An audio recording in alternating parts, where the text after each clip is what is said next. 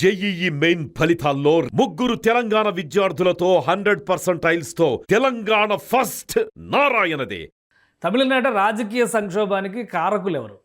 Number రాకపోవడమే సమస్యగా మారి governor అవకాశం ఇవ్వలేదనేదే సమస్య, లేదంటే టీవీకే పార్టీ వ్యవహార శైలి, దాని అధినేత విజయ్ వ్యవహరిస్తున్నటువంటి తీరే వివాదాస్పదంగా మారుతుందా? ఈ అంశంపైన విశ్లేషణ చూద్దాం. మనతో పాటు బీజేపీ నేత రవికిరణ్ గారు ఉన్నారు. రవికిరణ్ గారు నమస్తే. సార్ కేశవ్ గారు, మీకు సుమన్ టీవీ వీక్షకులందరికీ నమస్కారం అండి. రవికిరణ్ గారు, ఇప్పుడు ఒక క్లారిటీ వచ్చింది. గవర్నమెంట్ అయితే ఫామ్ అయ్యేదానికి దగ్గరకు వెళ్ళారు విజయ్ గారు ఆల్రెడీ. ఎందుకంటే కొన్ని పార్టీలు బహిరంగంగా ప్రకటించినాయి ఇప్పటివరకు, ఇప్పుడేమో లెటర్లు కూడా ఇచ్చినట్టుగా ఉన్నాయి. కానీ అసలు ఈ సంక్షోభం ఇంత ముదరటానికి కారణం అసలు విజయ్ వైఖరే, విజయం తర్వాత విజయ్ వ్యవహరిస్తున్నటువంటి తీరే అనే విమర్శలు సోషల్ మీడియాలో విపరీతంగా వస్తున్నాయి. మీ అభిప్రాయం ఏంటి? అదే అంటే ఇప్పుడు విజయ్ గారు వారు ఎప్పుడైతే మ్యాజిక్ ఫిగర్ రాలేదు, వారికి కూడా తెలుసు కదా 118 రాకపోతే ప్రభుత్వం ఏర్పాటు చేసే కష్టమని. వారు 107 దగ్గర ఆగిపోయారు. అంటే 108 అన్నా 2 స్థానాలు ఆయనే గెలిచారు కదా, ఒకటి కౌంట్ చేయలేం. 107 దగ్గర ఆగిపోయారు. సో ఇంకో 11 కావాలి. ఆ 11 కోసం ఆయన ఎటువంటి రాజకీయ వ్యూహం చేశారు అన్నది ముఖ్యం. ఆయన కాంగ్రెస్ పార్టీ మరుక్షణమే ఈ రిజల్ట్స్ ఇంకా పూర్తిగా అనౌన్స్ చేయకుండానే వాళ్ళు సపోర్ట్ అని చెప్పేసి దూకేశారు. డిఎంకే గ్రూప్ నుంచి దూకేశారు. దూకేయంగానే వాళ్ళతో ఏర్పాటు చేసేసుకొని వాళ్ళతో ముందుకెళ్ళిపోయి మ్యాజిక్ ఫిగర్ వస్తుంది అనుకుంటే ఇప్పుడు సంతోషం. కాంగ్రెస్ కుంది 5 కదా, 5 ఉన్నప్పుడు 107+5 112 ఉన్నారు కదా.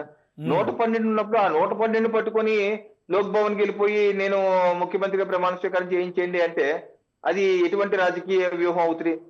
ఆల్రెడీ ఒక పార్టీ వచ్చింది.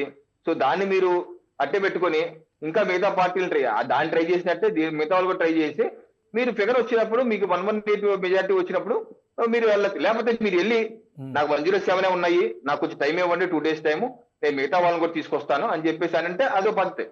అంతేగాని ఒకటి ఎప్పుడైతే కాంగ్రెస్ తోనే వెళ్ళిపోయారో దాంతో ఆయనకి ఇబ్బందులు వివిధ పక్షాల నుంచి వచ్చి ఇంత రభసవటానికి కారణమైంది. ఎందుకంటే వ్యవహార శైలి కూడా ఇందులో మిత్రపక్షాలని ఆహ్వానించేటువంటి విషయంలో కానీ, గవర్నర్కి తన బలాన్ని చెప్పుకునేటువంటి విషయంలో కానీ విజయ్ వ్యవహరించినటువంటి తీరు ఇప్పుడు ఆ వీడియోలో మనం చూస్తున్నాము.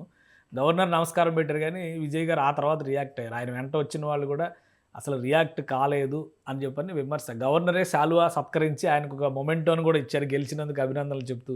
కనీసం గవర్నర్కి బొకే కూడా ఇవ్వలేదనే విమర్శ ఒకటి వస్తుంది.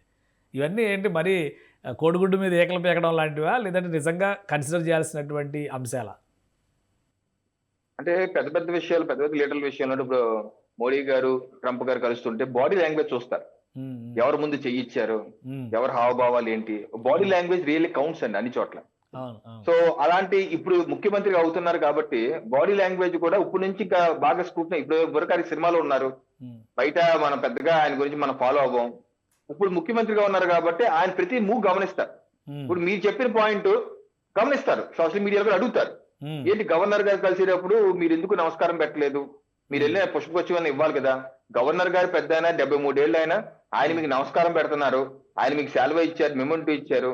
మీరు కనీసం నమస్కారం, ప్రతి నమస్కారం సంస్కారం కదా, అలా ఎందుకు మీరు చేయట్లేదు? పెద్ద ఆయనకి వయసులో పెద్ద ఆయన గవర్నర్ ఎందుకు చేయట్లేదు అంటే ఈయన మనస్తత్వం ఏంటి, ఈయన ఆలోచన విధానం ఏంటి, ఈయన బాడీ లాంగ్వేజ్ ఏంటి, అసలు ఈయన ఉద్దేశం ఏంటి, ప్రభుత్వం ఏర్పాటు చేయాలన్నా లేదా అనే రకరకాల ఆలోచనలు ప్రజల్లో రావడం సహజం.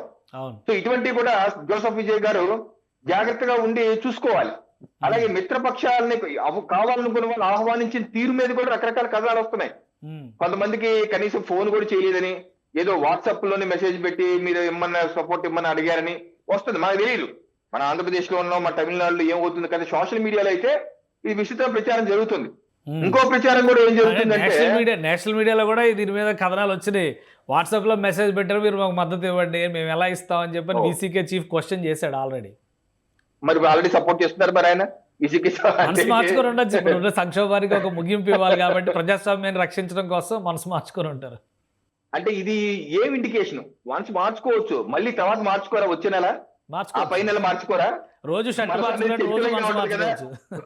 ఒకసారి మనసు చంచలంగా ఉంటది, ఎటన్నా పరిగెత్తచ్చు మనసు. మరి ఈ ప్రభుత్వం అలా స్థిరంగా ఉంటుందా? 2 ఏళ్ళు 3 ఏళ్ళు 5 ఏళ్ళు ఉంటుందా? అంటే ఇంకో లైన్ ఆఫ్ థాట్ కూడా ఏమొస్తుందంటే, ఇది కొన్ని మెయిన్ స్ట్రీమ్ మీడియా డిస్కస్ చేస్తున్నారు, జోసెఫ్ విజయ్ గారు సౌత్ ఇండియా కేజ్రీవాల్ అవుతారా? అదేంటి అని చూసారు. వాళ్ళు ఏమంటున్నారంటే 2013 లో ఢిల్లీ ఎన్నికల్లో అత్యధిక సీట్లు వచ్చిన party Bharatiya Janata party, first party. ఆ తర్వాత తక్కువ సీట్లు వచ్చింది ఆమ్ ఆద్మీ పార్టీ, ఆ తర్వాత కాంగ్రెస్ పార్టీ. ఆ రోజు గవర్నర్ గారు ఎక్కువ స్థానాలు వచ్చిన బీజేపీని ఆహ్వానించలేదు, కేవలం ఆమ్ ఆద్మీ పార్టీని, కాంగ్రెస్ ని ఆహ్వానించారు. కాంగ్రెస్ ఏ కాంగ్రెస్ తో అయితే మేము పోరాడామని చెప్పి అరవింద్ కేజ్రీవాల్ గారు చెప్పి కాంగ్రెస్ తో పోరాడాను, కాంగ్రెస్ అవినీతి పార్టీ, కాంగ్రెస్ అంతు తెలుస్తాను అన్నారు కదా, అలాంటి పార్టీతోనే తీసుకు ప్రభుత్వం ఏర్పాటు చేశారు. చేసి 2-3 నెలల తర్వాత కాంగ్రెస్ నాకు సహకరించట్లేదు, నేను ఇలా అయితే ప్రభుత్వం నడపలేను, నేను చెప్పిన పనులను ప్రజలు చేయలేను అని చెప్పి బత్రం చేసి మళ్ళీ ఎన్నికలకు వెళ్ళారు ఆయన. దాంతో ఆయన ఫుల్ మెజార్టీ వచ్చింది. సో అలాగే ఈ రోజు జోసెఫ్ విజయ్ గారు కూడా 2-3 నెలల తర్వాత నాకు కాంగ్రెస్ సపోర్ట్ చేయట్లేదు, నాకు సిపిఎం సపోర్ట్ చేయట్లేదు, వీసీకే సపోర్ట్ చేయట్లేదు, నేను చెప్పిన దానికి వ్యతిరేకంగా మాట్లాడుతున్నారు, ఇలా అయితే నేను చెప్పినట్టు చేయలేను, నేనేదో చేద్దాం అనుకున్నానని చెప్పి రద్దు చేశారనుకోండి, అప్పుడు ఏమవుతుంది? ఆ రకంగా మళ్ళీ ఎన్నికలకి వెళ్ళి ఫుల్ మెజార్టీ తెచ్చుకునే విధంగా, 150 సీట్లు పై సీట్లు తెచ్చుకునే విధంగా, ఆ రకంగా ఇండివిజువల్ ప్రభుత్వం ఏర్పాటు చేసే విధంగా ఆ రకమైన ఆలోచన చేస్తున్నారా అని చెప్పి జాతీయ మీడియాలో చర్చ జరుగుతుంది. ఇంటర్నేషనల్ గా మళ్ళీ ఎలక్షన్స్ కోరుకుంటుంది విజయ్ అంటారా? స్టాలిన్ అయితే క్లియర్ గా చెప్పాడు, ఇప్పటికిప్పుడు నాకు ఎలక్షన్స్ రావాలని లేదు, ఆయనకు అవకాశం ఇవ్వండి, ఒక 6 నెలల తర్వాత చూస్తాం మేమని చెప్పి అన్నారు. సో ఇమీడియట్ ఎలక్షన్స్ కోరుకునేది టీవీకే పార్టీ అంటారా మీరు? చాలా స్టాలిన్ గారే చేయాల్సి వస్తుంది. 6 నెలల వరకు మేమేమి చేయము, టీవీకే ప్రభుత్వం ఏర్పాటు మేము అడ్డం పడం, 6 నెలలు వేసి ఆ తర్వాత చూస్తాం అని చెప్పి అన్నారు.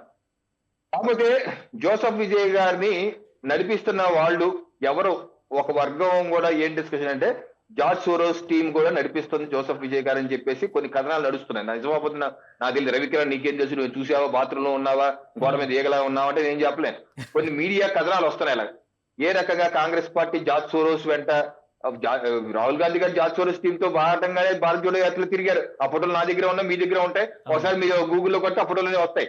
ఆ రకంగా ఈ కాంగ్రెస్ పార్టీని జోసెఫ్ విజయ్ గారి పార్టీ రెండుని జార్జ్ సోరోసే కలిపిందా, వాళ్ళే నడిపించారా, దీని వెనకాల మాస్టర్ స్ట్రాటజీ అని ఉందా అన్నది అనుమానాలు ఉన్నాయి.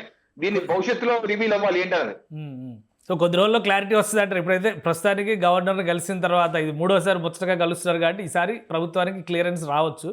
బట్ ప్రభుత్వం ఎన్ని రోజులు నడుస్తుంది అనే దాని మీద ఒక గ్యారంటీ కానీ క్లారిటీ కానీ ఉంటుందా? పిక్చర్ అవి బాకీ హై అన్నట్టుంది వ్యవహారం చూస్తుంటే. ఏదో తిన్నాక పండగ కాదని, ఇల్లు వెళ్ళాక పండగ కాదన్నట్టుగా ముఖ్యమంత్రిగా అయ్యాక జోసెఫ్ విజయ్ గారే పడేసుకుంటారా, లేకపోతే ఇప్పుడు ఏదైతే సివికి ఇందాక మీరు చెప్పారో, సివికి కనీసం వాట్సాప్ మెసేజ్ పెట్టారు, ఫోన్ కూడా చేయలేదు మద్దతు ఇవ్వమని అన్న వ్యక్తులు రేపు మనసు మార్చుకొని ఒక ఇద్దరు వెనక్కి పడిపోతుంది ప్రభుత్వం. ఏముంది, 118, 116 అయిపోతుంది, అప్పుడు మైనారిటీ పడిపోతుంది ప్రభుత్వం. పడిపోవడానికి ఎంతోసేపు పడదు, ఒక ఇద్దరు వెళ్ళిపోతే చాలు పడిపోతుంది. సో అందులో బీజేపీ పాత్ర ఏం లేదంటారు. అయితే మా పార్టీ తమిళనాడు బీజేపీ అధ్యక్షులు అయితే లెటర్ రిలీజ్ చేశారు ఈ రోజు, చాలా స్పష్టంగా చెప్పారు, మేము ఎక్కడా ప్రభుత్వ ఏర్పాటుకి ఎక్కడా మేము ముందుకెళ్ళట్లేదు, ఏ గ్రూప్ కి మద్దతు, ఈ ప్రక్రియలో మేము భాగం పంచుకోము, మేము బయటే ఉంటాం, మేము దూరంగా ఉండే చూస్తాం, మేము మాత్రం దీనిలో భాగం పంచుకోము, మాకేం సంబంధం లేదు అన్నారు. సో మాకేం సంబంధం లేదు రావు గారు అన్నట్టుగా మా పార్టీ బయట ఉంటుంది. సో మమ్మల్ని ఎవరు దీంట్లో అనవసరంగా లాగద్దు, వాళ్ళు ఏం చేసుకుంటారు, ఏం చేస్తారు చూద్దాం. రైట్ థ్యాంక్ యూ రవికిరణ్ గారు విశ్లేషణ అందించినందుకు. ఇది విజయ్ వ్యవహరిస్తున్నటువంటి తీరు కొన్ని వివాదాస్పద అంశాలకి బీజం వేస్తోంది. ముఖ్యంగా మిత్రపక్షాల మధ్య భరోసా ఇవ్వడంలో కూడా టీవీకే పార్టీ సరైన రీతిలో వ్యవహరించడం లేదు. అలానే గవర్నర్తో వ్యవహరించినటువంటి శైలి కానీ, గవర్నర్ని అప్రోచ్ అయ్యేటువంటి విధానంలో కానీ లోపాలు ఉన్నాయి. కాబట్టి ఇప్పటికిప్పుడు ఎన్నికలు రావాలని ఎవరూ కోరుకోవట్లేదు, ఒక విజయ్ తప్ప అనేటువంటి అభిప్రాయం వ్యక్తమవుతుందని రవికిరణ్ గారు విశ్లేషిస్తున్నారు. ఇది స్పెషల్ డిస్కషన్. Keep watching.